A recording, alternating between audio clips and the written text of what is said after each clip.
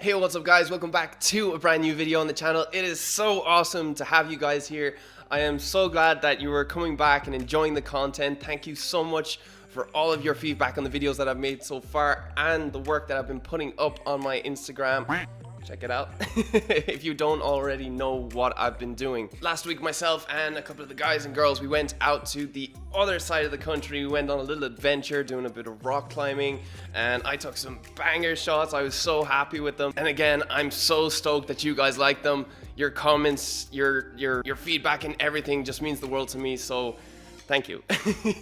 So moving on swiftly, let's get straight into the video. Today I want to talk a little bit about Lightroom and the game-changing tool that they have brought into play.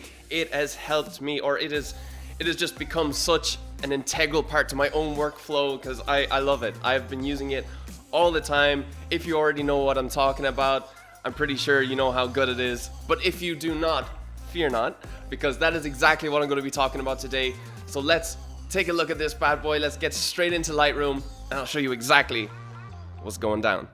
Now that we're here, I have already imported a few little photos that I've done just a little bit of work on so far, but I feel that there could be a little more done with them. So what we're going to do is we're going to move up to the brush tool, or if you're on PC you just have to press K. I'm moving right down here. This is what I'm talking about, the hue. This means that if I paint over any given part of this photo, I am going to be able to change it to potentially any color that I want, which is pretty dope. So looking at this here, I think it looks pretty awesome, but I'm feeling a little red, so I think I'm going to put in a little red there. A pretty handy tip is when you choose the brush tool, make sure that you have the auto mask switched on, because that means when I'm going to be painting these sails, it's only going to be painting the sails and nothing else around it, and you'll see that as we're doing it. This overlay here, which shows exactly what I'm painting, the reason I can see this is I just pressed O on my keyboard and that brings that up. So next up, we're moving back to the hue slider and we're going to bring that just down to the left there, so it's going to start moving towards the reds. And that right about there is looking pretty damn good to me. But it's not done yet because it still looks a little bit washed out. So next up, we're going to go down to the saturation and just bring that up just until it looks just about right. But you can also see that I've missed a few spots, so what I'm going to do is going to go back now again and just make sure I tidy it up a little. And there you go. Boom. No more blue sails, now it's red, and I think that looks just so sick. I'm super happy with that. And with that said, let's move on to the next image that I want to edit. Here we have a lifeguard outpost just by the coast. The ocean is looking pretty choppy, it's overcast, it's moody, and as much as I like how the red and yellow contrasts that background, I think I'm gonna put a little blue in there, just for demonstration purposes, of course. So that's what we're going to do. We're going to, again, we select the brush tool, make sure that our mask is on, press O if you want to see that overlay to know exactly what you're going to be coloring in. Again, we're going to move right down to that hue slider and bring it all the way over again and just check out the results. Not gonna lie, that looks pretty dope. As you can tell already, this is why I love this tool. It has so much diversity to it. It is so powerful. You can literally change any color to any color. I mean, come on. That is so awesome. And finally, we're going to be moving on to the last image. And this one, I just wanted to take a look at some skin tones. My friend David and I, we went out to a place called Ashford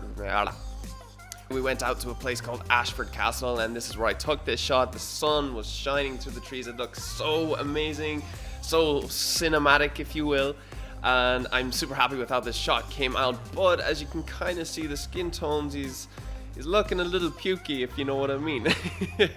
they're way too green. So what I'm going to do again is brush tool, overlay, make sure that that auto mask is selected, brush over those skin tones, and then go back down to the hue slider, bring that over a little bit more, and this is what we got.